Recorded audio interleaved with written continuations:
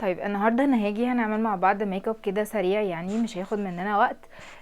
بلس ان انا عايزه اديكوا ريفيو عن حاجات انا جبتها من كيكو ده براند ميك اب اوكي، وسكين كير الاتنين مع بعض، بس انا الصراحه جربت منهم الاغلبيه ميك اب. خليني كده ابدا معاكم الاول بان انا هحط كريم العين، بس ده مش كيكو خالص.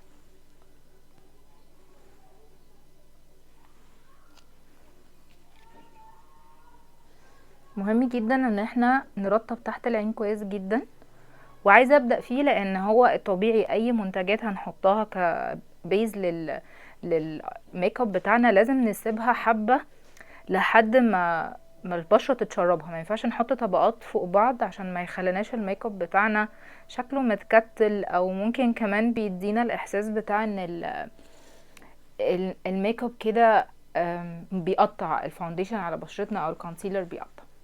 طيب الحاجه اللي انا بقى جبتها منهم والصراحه هي مش قد كده، ده هو ده كريم مرطب بس فيه لمعة كده بيتحط الصبح. بص هو ممكن يبقى حلو، بس انا بالنسبة لي ما كانش مناسب ليا 100%، لان حسيته تقيل قوي شوية على بشرتي، انا بشرتي مختلطة. برضو خليني انا هحط حبة صغيرين قوي معاكم، عشان زي ما قلتلك هو اصلا تقيل. يعني عارفين لو بشرة جافة ممكن يبقى حلو قوي معاه. بس هو فيه لمعة بينك كده، مش عارفة انتوا شايفينها ولا لا.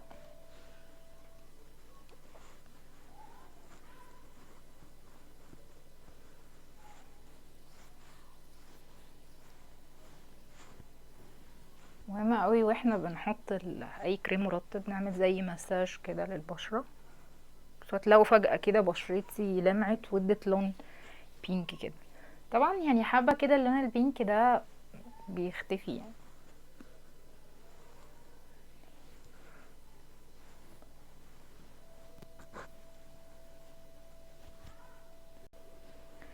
طيب انا استنيت شويه لحد ما الكريم اللي انا حطيته البشره شويه تمتصه، وبعد كده هنحط الفاونديشن. الفاونديشن اللي عندي هو ده، انا جايباه اسمه Unlimited فاونديشن، هو لونه اغمق شويه من بشرتي ده حقيقي يعني. وهو بيدي تنت لطيف قوي للبشره يعني، وهو ينفع اكتر للبشره المختلطه والدهنيه يعني. احط حبه كده على ايدي صغيرين.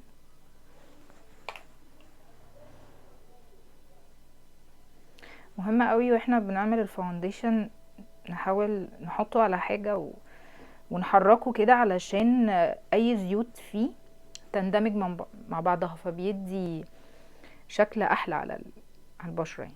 طيب انا باخد حبه وباجي زي ما احنا اتفقنا قبل كده، كنت وضحت يعني ان احنا بنستخدم الفاونديشن من تحت لفوق على حركات صغيره بشكل طبطبه.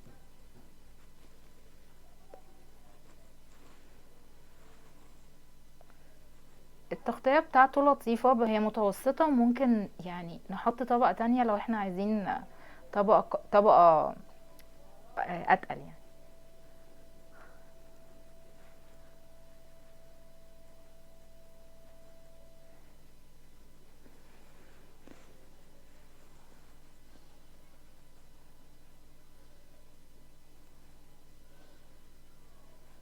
انا مش عايزة احط عموما طبقة كبيرة، انا خارجة فمجرد كده حاجة بسيطة يعني توحد لون البشرة.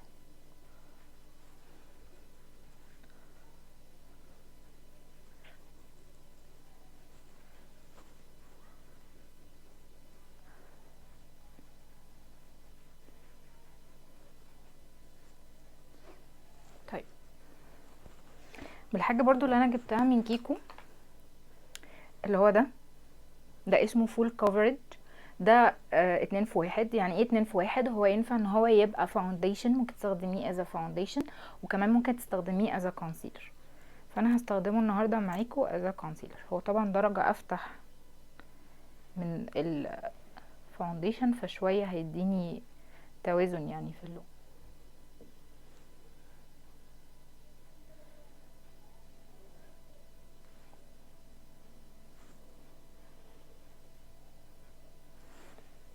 طيب هنسيبه حبة كده مش كتير. برضو من الحاجات اللي انا جبتها من كيكو هو البلاشر ستاك دي. ده بلاشر كريمي، ده اللون بتاعه.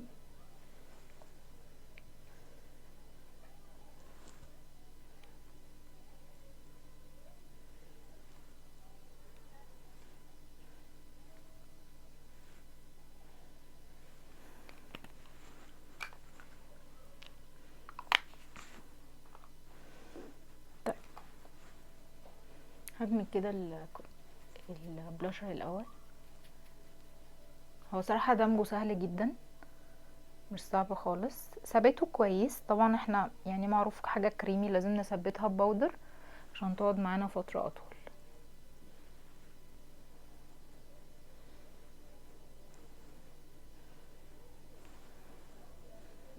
طيب انا بحركه في مكانه بحركات دائرية كده.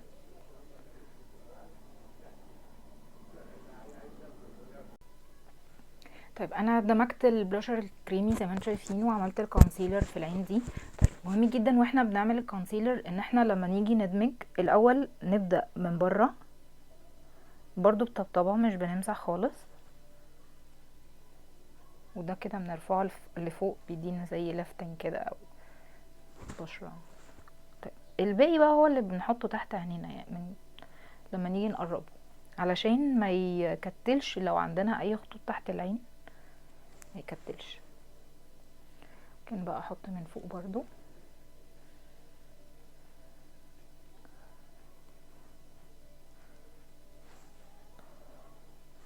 ممكن اجي تاني بالفرشة بتاعت البلاشر اللي انا حطيت بيها البلاشر. حاول بس ادمج كده مع بعض الاطراف بحيث ان انا محسش ان في خط.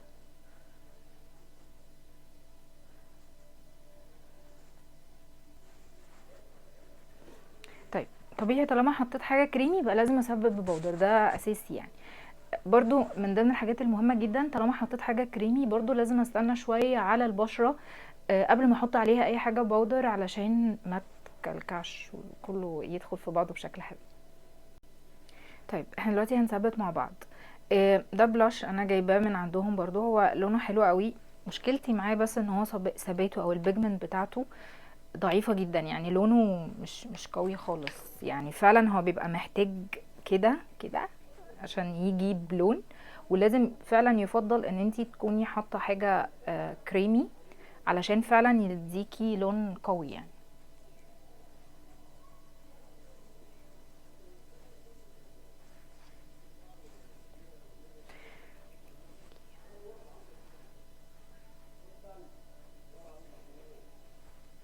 ممكن بقى هنا كده.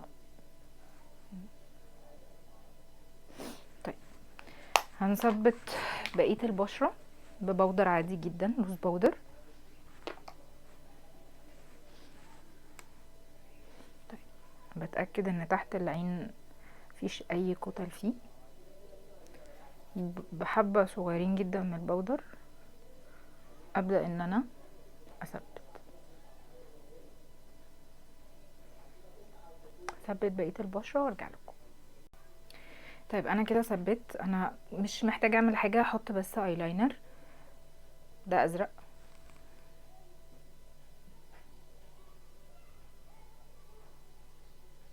أجي هنا.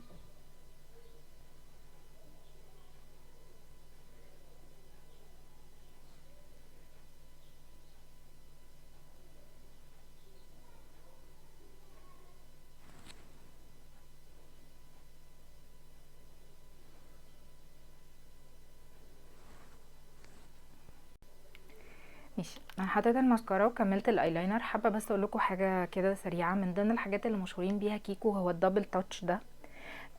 ده بيحط مات وده بيحط عليه جلاس، والصراحه ثباته حلو جدا. انا جبت منهم اللونين دول لان هم عندهم اوفر، يعني يا ريت تلحقوا للناس اللي بتحب الدبل تاتش ده وجربته، ان هو عامل باي 2 جيت 1 فري، وسعره الصراحه كان بقاله كتير قوي مع يعني الدبل تاتش منزلش بالسعر ده. طيب ده لون الروج ده درجته 103. اخر حاجه عايزه اقول لكم عليها هو ده السبراي مثبت للميك اب، ثباته مش وحش، لطيف بس مش قوي يعني. اتمنى يكون الميك اب عجبكم. يلا باي باي.